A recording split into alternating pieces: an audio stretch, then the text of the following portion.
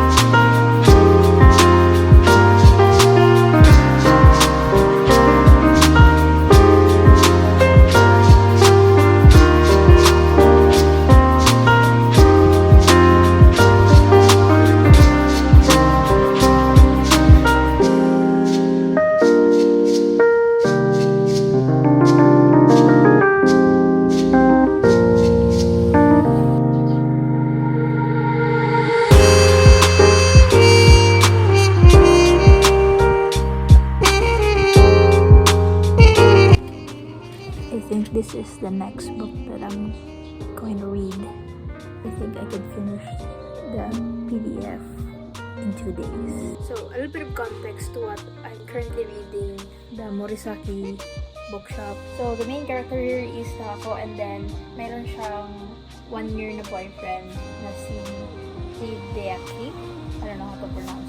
Nag-break sila kasi it turns out that she was the other woman. So, merong girlfriend pala yung boyfriend niya for 2 years. He was cheating on both of them. The worst part is, workmate siya, like co-worker siya na Hideaki and then the main girlfriend. Nung nalaman niyang they'll be getting married next year, she was shocked. Sorry short, yung ex niya na si Hideaki is toxic. Typical toxic shit. Tapos, she tried to like act normal despite the happenings in her life. So, hindi niya nakaya kasi nakikita niya palagi si Hideki. They're at the same company. She decided to resign because she couldn't take the emotional baggage, the psychological effect on her. I mean, to be honest, I'm not a fan of fiction. At ko yung mga non-fictions. As a person, I'm very introspective. Wouldn't cause harm if I started to read fiction again.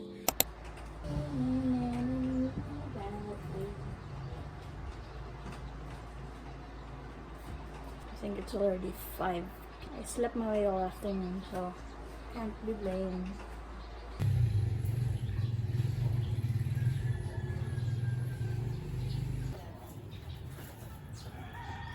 What?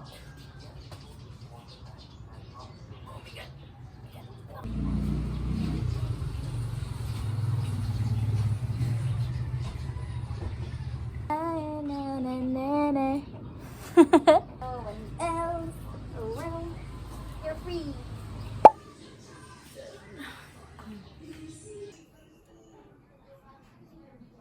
Guys, good morning. It's another day. Tapos ko lang mag-gym kanina and I hit back and bicep. Today, I'm going to sell my acoustic guitar.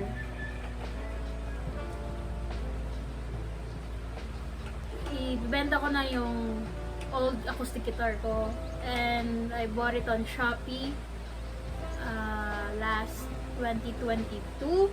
Dalawa kasi yung gitara ko, isa electric and then isa yung acoustic. Yung acoustic, tambak lang po dito sa bahay. Medyo busy na ako sa school, tsaka may piano ako dito. Pag-isipan kong benta. So yung buyer pala is my classmate and she's one of my close friends in college. I have trust naman sa kanya na i-take care niya yung gitara. Yun lang din naman yung yung concern ko. Mag-add to cart ako ng racket. Actually, may nakita na akong brand. Also consulted my classmate who's a badminton player for years now. It's around 1,500. It is a pellet racket. It's TJ Power. It's good for beginners. There's an issue. May classmate ako and he's a player too na babalik sa badminton. Sinabi ko sa kanya na magbo-badminton ako and para makatipid, like mag-add to cart kami sa isang account, yung kanyang account, at same time yung pag-deliver ng racket. Tapos, ginamit namin yung Gcash because we don't want COD. Baka may-use na namin yung pera for the racket. I did a bank transfer. The transaction didn't went through and I'm trying to submit a ticket sa Gcash para mag-refund yung money. Telling me I'm fucked or telling me I'm fucked. Worst case scenario, if hindi ma-refund. If hindi ma-refund, well, at least binenta ko na yung gitara ko for the racket. So, we didn't know naman na merong maintenance pala that night. We were both excited na mag-add to cart na ng racket. Hoping na may refund kami.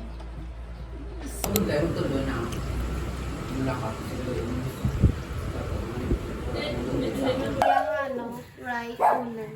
My new baby. Sino TikTok? Hindi. TikTok.